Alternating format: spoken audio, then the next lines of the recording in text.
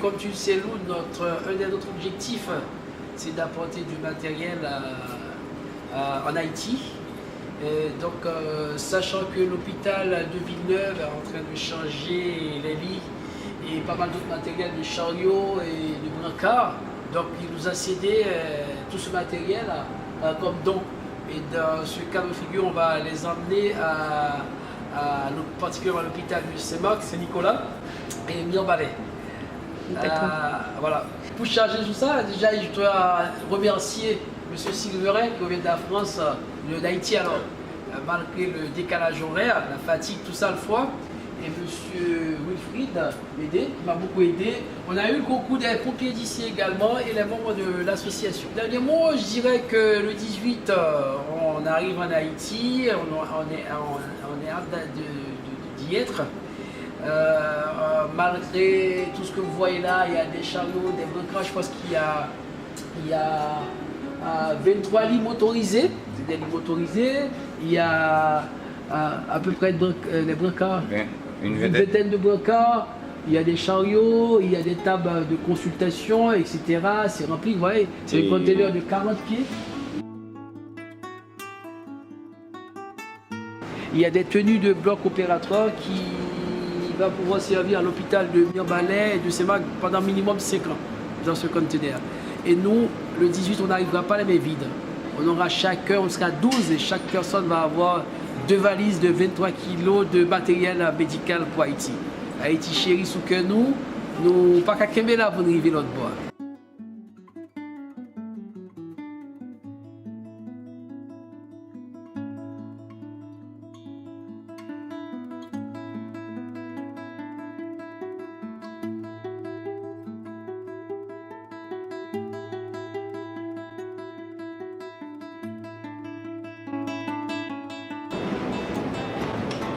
Il a vu le sac. Ouais, le sac.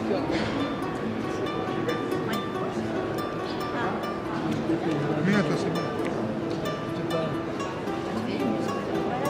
C'est bon, 23 quelques grammes. C'est bon, moi je vais négocier avec eux. Moi j'ai 21 ans. Ben, moi, c'était Elixane qui m'en avait parlé. Il m'a dit plusieurs fois, je pars en mission. J'ai dit, ah, ça serait chouette. Et puis bon, j'ai dit, ah, j'aimerais bien une fois le faire. Et là je lui ai dit, j'ai demandé, puis il m'a dit, ben, je vais demander à Ernst. Et et en principe, j'avais pas de place parce qu'il y avait un problème parce que c'était tard en fait. Et puis là, il y a eu un désistement et c'est comme ça que j'ai pu. Et il y a quelques appréhensions ou pas du tout? Quand même, oui, parce que c'est complètement l'inconnu. Enfin, c'est.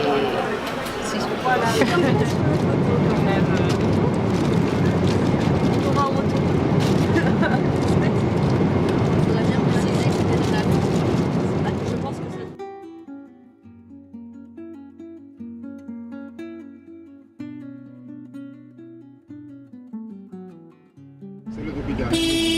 Vous êtes arrivé. C'est différent.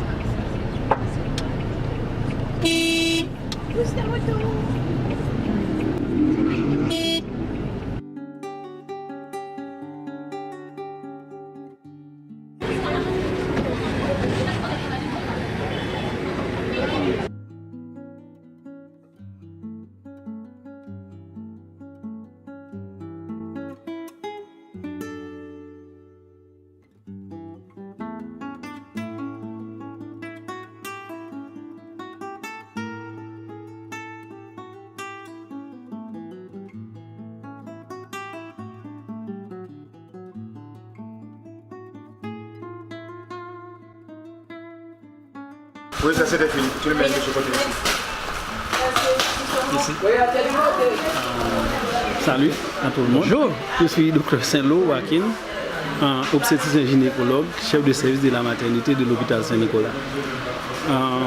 Aujourd'hui, on est très content de recevoir ces matériels et équipements de la part de Chiv et 2 appareils d'échographie. Ça fait déjà quelques années depuis que nous avons cette collaboration avec Chiv qui nous amène tous les ans certains matériels et médicaments entrants. Je suppose que c'est comme ça. On a une grande maternité et on a une moyenne de 400 accouchements par mois. On reçoit beaucoup de femmes qui nous viennent du partout. Et je crois que ces appareils d'échographie vont nous être très utiles. Et je dis merci encore à Chiv, que cette collaboration continue pour des années encore. Merci beaucoup. Bonjour à tous, je suis Marie-Josée Rodolphe, directrice des soins infirmiers à l'hôpital Saint-Nicolas de Saint-Marc. Et aujourd'hui, ça nous fait plaisir de recevoir l'équipe Solidarité Chiv Haïti, qui est arrivée. C'est bien dommage qu'ils sont venus en retard. On les attendait, mais quand bien même, en fait. Et aujourd'hui, cet après-midi, ils sont là avec nous. Et il y a, je dirais, le matériel là qu'ils sont en train de déballer. Et il y a beaucoup de choses qui c'est très important pour le fonctionnement de l'hôpital. Je regrette qu'on ait perdu du temps dès le départ pour la mission. Parce que je ne sais pas si on aura la possibilité, disons, de faire un certain nombre de choses parce qu'on est sur 2 sites en même temps et les 2 sites nécessitent un certain nombre ils ont un certain nombre de difficultés qu'il faut... On ne va pas pouvoir résoudre tout en un seul jour. C'est l'entrée du bloc qui n'était pas là. C'est suite à des travaux qu'on a fait. Donc l'entrée de ce côté. Et comme vous voyez à l'entrée déjà dans la passerelle, là, il y a juste il y a des fleurs, il y a la pelouse, tout ça. C'était pas comme ça. C'était inaccessible et il y avait des déchets un peu partout. Donc du coup il y a un ingénieur à l'hôpital de Villeneuve, M. Jacques Astier, à distance virtuellement, qui a décidé tout ça. C'est un architecte hospitalier. Harry, première opération. Première opération pour ce matin. Comment on sent? Bon, j'espère que tout va bien se passer, que j'aurai tout ce dont j'aurai besoin. Ok. On pourra faire au moins 2 enfants aujourd'hui. D'accord. Je suis Cormélite Jacques, infirmière anesthésiste, responsable du bloc opératoire de l'hôpital. Donc je travaille ici depuis tantôt 22 ans je crois et j'ai 18 ans comme anesthésiste. Donc avant c'était pas comme ça. Il y avait seulement une petite salle d'opération et on avait commencé avec les Médecins sans frontières de Belgique. Ils nous ont beaucoup aidés. Mais c'est à partir de 2011 avec l'arrivée de Chiv. Donc quand ils sont venus ici pour nous aider, ils nous ont fait beaucoup de remarques, beaucoup de choses à changer et c'est en train de faire peu à peu. En 2011, quand Chiv est arrivé, on avait 2 salles d'opération et puis là où vous voyez c'était un couloir. Donc avec beaucoup de discussions avec Chavannes et puis surtout Laurence. Donc on a pu faire, comment je dirais, on n'est pas ingénieur, c'est vrai, mais on a pu faire un plan pour pouvoir démontrer comment on voulait avoir un bloc normal. Et c'est ce qui a été fait. Et puis avec l'arrivée du directeur aussi, qui a compris que certains changements devaient être faits. Donc, on y est là. On a ça depuis l'année dernière, bien que c'est pas encore... C'est pas l'idéal. Parce que normalement, on aurait dû avoir plus d'espace, tout ça. Mais quand même, on fait avec ce qu'on peut. Ici à Saint-Marc, on reçoit toutes les urgences. Les gens viennent du nord, du département de l'ouest, de la Grand'Anse, tout ça parce que c'est le seul hôpital public en appui avec l'organisation Zami la Santé qui travaille vraiment 7 jours sur 7, 24 sur 24. Ok, ici c'est la salle, la chirurgie, la salle des femmes. Donc on a 10 lits pour la salle des femmes, on reçoit les patients diabétiques, et les péritonites, les appendicites, on reçoit beaucoup de cas, les phlegmons ici. Donc c'est la salle de chirurgie.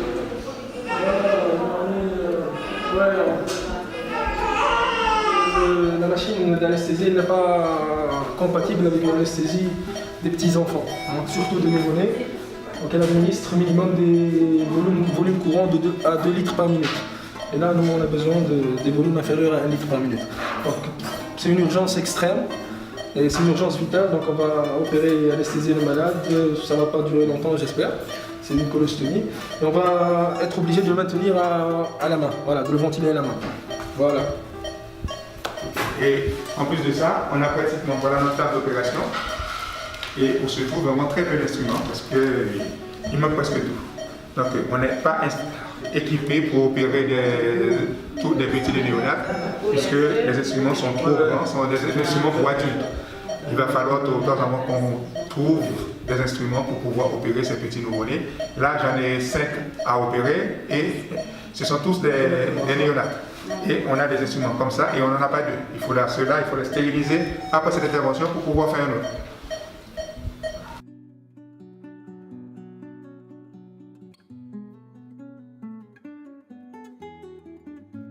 L'urgence de l'HSL.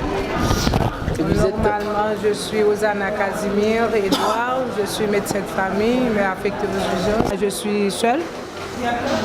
On a une carence de personnel, je veux dire.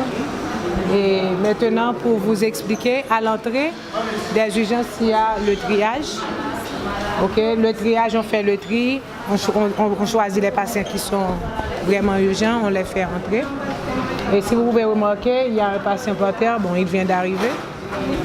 On va faire maintenant le triage pour lui et puis après, on va voir si on devrait l'entrer parce qu'il est venu sous référence d'un autre hôpital et on ne sait pas encore ce que l'autre hôpital a pensé. On va le voir. Et ici, là maintenant, dans cette salle, c'est la salle, disons, critique. C'est pour les patients qui sont plus graves, surtout ces 3 lits, 1 lit 2, lit 3. Que vous voyez là, c'est les patients qui sont graves, qui ont besoin d'une assistance plus sévère.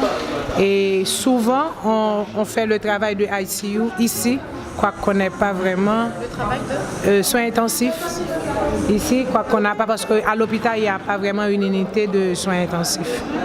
Et après stabilisation, quand le patient est stable, on les change de salle. On les transfère dans cette salle. Ça, ce sont des patients qui étaient en salle de critique et qui sont maintenant en salle, disons, plus ou moins stable avant leur passation en médecine interne ou chirurgie ou d'autres, on les garde ici. Et par exemple, là maintenant, presque tous les patients ici sont des patients pour la médecine interne. Ouais, il y en avait 2 de chirurgie qui viennent partir. Et maintenant, tous ces cas-là sont des patients en médecine interne, malheureusement. Et on est obligé parfois de les garder ici pendant plusieurs jours même, parce qu'il n'y a pas de place en médecine interne. Bon, bah, écoutez, là on est dans le service de pédiatrie de l'hôpital de Saint-Marc. Donc vous êtes dans une partie qui a été agrandie depuis 3 ans. Donc là je vais vous présenter le futur service des soins intensifs qui est sur notre droite. On aimerait pouvoir le faire fonctionner, mais pour l'instant, on a des problèmes de stabilisation de courant et des problèmes d'installation de matériel. Donc on ne peut pas encore utiliser cette pièce. Donc malheureusement, tous les enfants sont concentrés dans la salle de gauche. Donc c'est la salle des prématurés, les tout petits qui sont nés avant 35 semaines. Donc là, c'est la salle des prématurés. Donc on ne rentre pas parce que vu la promiscuité qu'il y a à l'intérieur, il vaut mieux peut-être pas rajouter du monde. Donc là, il y a 12 enfants dans la pièce, ce qui est quand même très très difficile au niveau de l'organisation des soins. C'est pour ça que l'infirmière est obligée d'aller chercher les enfants pour faire des soins à l'extérieur. Donc là, on est dans la salle des nourrissons. Donc aujourd'hui, il y en a 12. Donc vous voyez que c'est quand même une pièce qui est encore très petite pour contenir tous les enfants avec leur famille. Donc là aujourd'hui, la salle de nourrisson qui normalement était dédiée aux moins de 28 jours, elle a été utilisée par des enfants qui sont encore très très petits parce qu'il n'y a pas assez de place. Ce qui pose un problème parce qu'effectivement, ces enfants-là devraient être quand même dans une pièce différente parce que là, ils sont en contact avec les enfants de la pédiatrie générale et au niveau hygiène, infectieux, c'est pas terrible. Voilà. Donc là, cet espace, c'est la consultation externe qui fonctionne uniquement le matin. Donc il y a tous les enfants qui viennent en consultation et qui peuvent être examinés par des médecins. Donc là, effectivement, la consultation est fermée, donc il n'y a plus beaucoup d'enfants. Mais je peux vous assurer que le matin, c'est plein. Il y en a partout. Donc là, on se trouve dans le service de maternité de l'hôpital Saint-Marc. Il y a 42 lits. Et comme vous le voyez, c'est plusieurs salles communes qui accueillent les mamans avec leurs bébés. Donc là, depuis 2 mois, il y a un accroissement des accouchements. On est passé de 400 à 600 accouchements par mois, ce qui leur pose un grand problème pour accueillir toutes les mamans. Donc il y a un gros turnover et c'est très difficile de pouvoir accueillir tout le monde.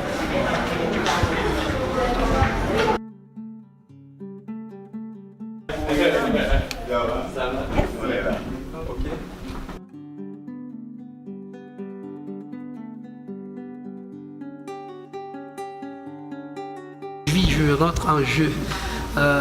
J'ai la chance ce matin de pouvoir opérer une de mes patientes, que je garde le nom, que je ne citerai pas, qui présente une coxarthrose bilatérale.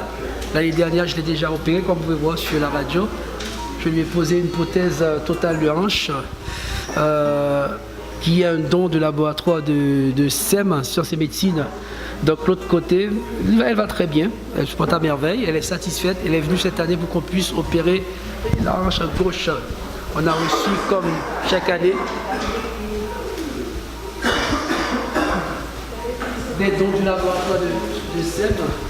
Vous voyez, il y a du ciment, il y a des cotyles, des têtes et des tiges. Donc sans ça, je ne pourrais rien faire pour les patients.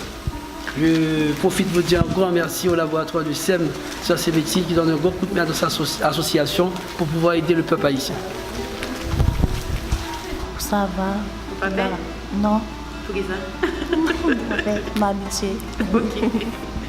Et comme vous voyez, on a eu la chance d'avoir comme don des appuis spéciaux de la part du laboratoire Stéris. Parce que pour faire une prothèse de hanche, ça nécessite une installation particulière parce que nous on va jouer au degré près, au millimètre près. Donc le patient doit être bien installé et bien stabilisé.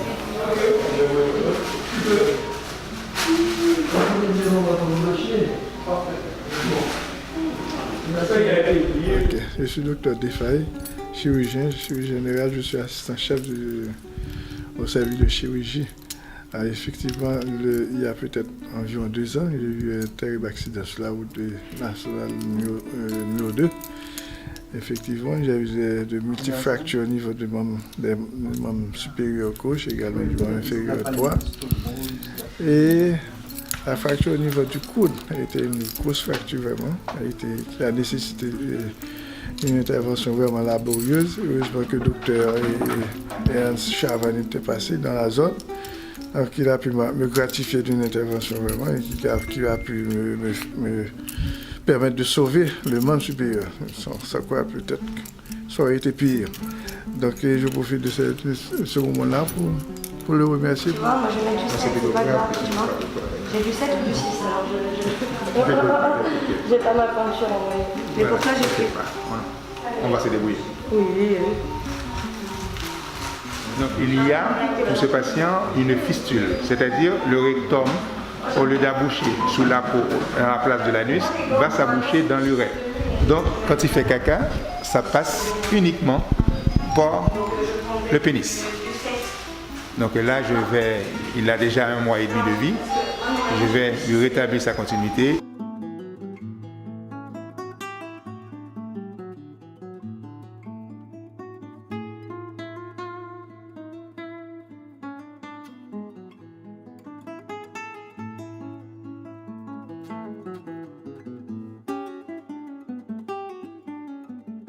De femmes. pour des diamètres supérieurs à 40 mm, 2% d'hommes et 0,3% de femmes. Et pour des diamètres supérieurs à 50 mm, 0,6% d'hommes et 0,2% de femmes. 75 ans. Sexe masculin, donc on retrouve, comme c'était dit précédemment, 13 hommes pour une femme. Le tabagisme est un gros facteur. Il faisait une résection. Donc vous verrez que depuis en 66, on ne fait plus de résection parce que la résection implique qu'on doit sacrifier toutes les collatérales et c'est très hémorragique. On faisait une belle opération et le malade ne s'en sortait pas après, toujours. Donc par conséquent, on fait de préférence des mises à plat. Je suis le docteur Macli Jean-Louis. Je suis le chef de service de chirurgie générale et de traumatologie. Je suis ici pour vous dire combien CHIV nous a apporté tout son concours. D'abord sur le plan de vue orthopédique.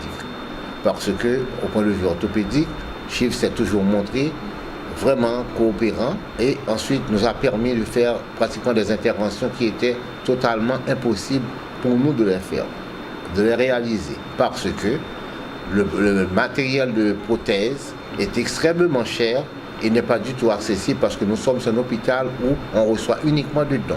Ce monsieur a eu un accident de la voie publique et il présente des érosions sur les 2 avant-bras. C'est la première fois que je le vois et je découvre les pansements qui sont mis en place.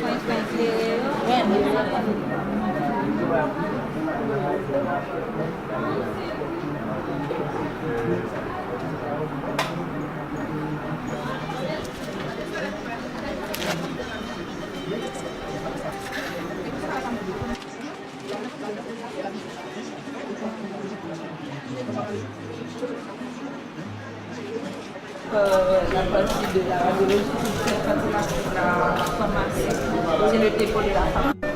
Ici, là, on est dans l'une des salles de la pédiatrie. Il y a les grands enfants, il y a aussi des nouveau-nés, des primaires, puisque, comme vous avez vu tout à l'heure, la néonate, c'est pas assez grand pour recevoir tous les bébés. Donc, on a ici, de ce côté-là, un petit dépôt pour stocker les matériels pour cette salle. Et on a encore une autre salle, c'est au fond.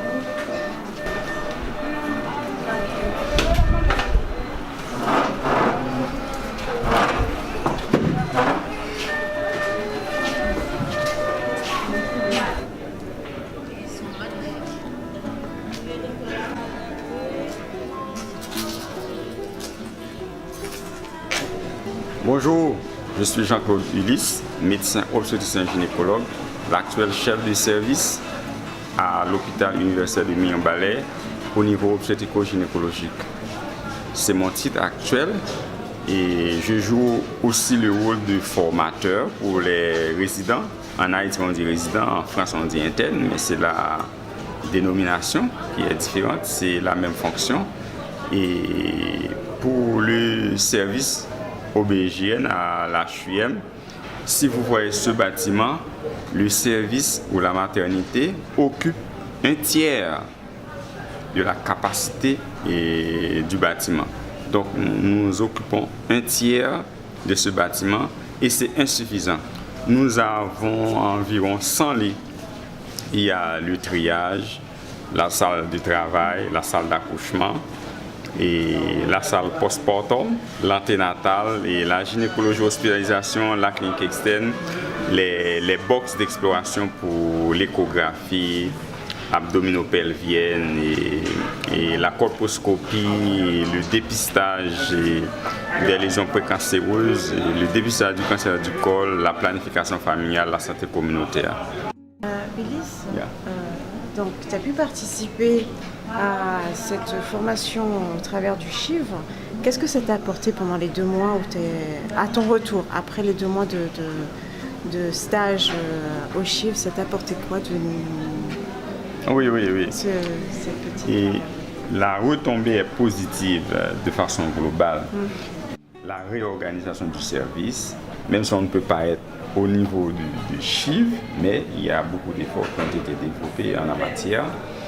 Et la diminution du nombre de laparotomies et le counseling. Donc en gros, ça va. Oui, donc aujourd'hui, il y a un certain nombre d'obstacles qui se sont dressés. Et donc un à un, ils ont été surmontés par la détermination des résidents et notamment Dr Régulus et Dr Nelson, donc qui ont fait le maximum, le forcing pour que cette opération puisse avoir lieu aujourd'hui. Ça a commencé par la place en ICU, c'est ensuite la salle d'opération qui n'était pas disponible parce que la chirurgie maxillofaciale n'a pas pu commencer les interventions à temps. Et donc finalement les obstacles sont tombés et on a eu la chance aussi que le responsable académique du département d'anesthésie à Mirebalais, c'était sa journée et c'est une ancienne de Nice que je connaissais, etc. Donc on a pu travailler ensemble et faire le malade. Donc ça s'est passé dans des conditions particulières, mais on a pu s'adapter à ces conditions et obtenir des résultats satisfaisants. Alors, en allant commencer ce malade, on nous a annoncé que finalement, sur une dizaine de malades qui étaient répertoriés dans le registre informatique de l'hôpital comme porteurs d'un anévrisme de l'aorte abdominale, donc ils en ont retrouvé un, les autres étaient déjà décédés. Donc, cette personne-là qui est porteuse d'un anévrisme de l'aorte abdominale a mis 2 heures à pied de son patelin où il habite pour rejoindre Lascaux-Basse et prendre des transports en commun pour arriver jusqu'à Mirebalais. On revient de l'hôpital là avec Audrey qui a fait toute l'évaluation préopératoire. Merci à Audrey. Donc, bonjour, je suis le docteur Audrey Bourgeois, je suis angiologue dans le service de chirurgie vasculaire du CHU de Nice. Donc voilà, je suis à Haïti et là j'étais en train de faire un échodoppler d'une aorte abdominale, d'un anévrisme d'une aorte abdominale en bilan préopératoire pour un patient du professeur Jean-Baptiste. Donc voilà, j'étais en train de faire les mesures, de vérifier qu'il pouvait bien l'opérer. Là, malheureusement, le patient ne peut pas être opéré parce qu'il a une fraction d'éjection cardiaque trop basse. Donc l'intervention ne pourra pas se faire. Je me permets de revenir un peu sur ce qui a été dit parce que c'est assez éloquent l'histoire de l'anévrisme. Donc je pense que ce problème qui a été si bien détaillé concernant ce patient, c'est la même détermination qu'ont les autres patients, c'est-à-dire aussi bien en vasculaire que, en tout cas ceux que j'ai vus. Donc ce sont des gens qui sont réellement déterminés pour être opérés. Donc je pense que c'est un peu le regret qu'on pourra avoir, c'est-à-dire une espèce d'espoir déçu. Donc il faut faire en sorte que la déception des patients soit la moindre possible. Même si on fait le mieux, dire oui, ailleurs aussi les patients entendent, oui c'est vrai. Mais je pense quand on voit l'effort que les gens font pour avoir accès aux soins, si on se propose de faire quelque chose, je pense qu'il faut qu'il y ait le moins de déception possible. Donc ça c'est la première chose. Et l'autre élément qui m'a impressionné et qui me donne beaucoup d'espoir sur l'avenir, bon, je ne sais pas si on continuera à venir, mais en tout cas qui me donne beaucoup d'espoir, c'est la détermination et la qualité des résidents. C'est-à-dire un enthousiasme et puis c'est-à-dire que c'est un truc, on devrait envoyer en stage certains internes ici. Non, mais je t'assure, parce qu'en tout cas, l'interne que moi j'ai eu, celui qui m'accompagne jusque-là, bah, c'est-à-dire qu'elle n'est pas là, moi je suis perdu. Heureusement que je suis tombé sur lui. C'est notre objectif aussi. Comment? Je dis que c'est notre objectif. Oui, c'est notre objectif, mais c'est important de le souligner, justement des gens de qualité exceptionnelle. Délégation de Chiv à Haïti et qui a encore cette année, nous a encore cette année gratifié de sa présence. Maintenant, et j'espère qu'on pourra continuer à travailler les années prochaines en organisant mieux notre projet. Cette année, on vous a apporté un petit sac dédié aux enfants de l'école. Donc, faute de poids, on n'a pas pu amener toute la quantité qu'on aurait voulu, mais bon, on a sélectionné des choses. On a apporté des jouets, enfin des jeux éducatifs, et on vous a apporté des livres, des magazines pour entretenir votre bibliothèque. On vous a mis aussi quelques fournitures scolaires. Donc avec la participation de notre association La Grande Récré pour l'enfance qui est derrière nous et qui nous soutient régulièrement. Et puis il y a aussi l'association... Il y a aussi monsieur Dalton qui vit à New Jersey, qui a vu l'école, puisque moi aussi on était à la même école lorsqu'on était en primaire. C'est le même uniforme, donc ça l'a sensibilisé et monsieur Dalton tient à vous aider. Il va faire d'autres dons pour l'école, pour soutenir l'école. Je remercie tous ceux qui ont pu nous aider et Chiv, M. Dalton, qui a permis aussi à Chiv de venir ici, à toute l'équipe, je dirais la familia, de venir nous rencontrer et d'apporter ces dons pour les enfants. Et nous disons bienvenue et à ce bienfaiteur qui vient agrandir cette famille-là. Et nous acceptons l'aide pour les enfants et de tout cœur.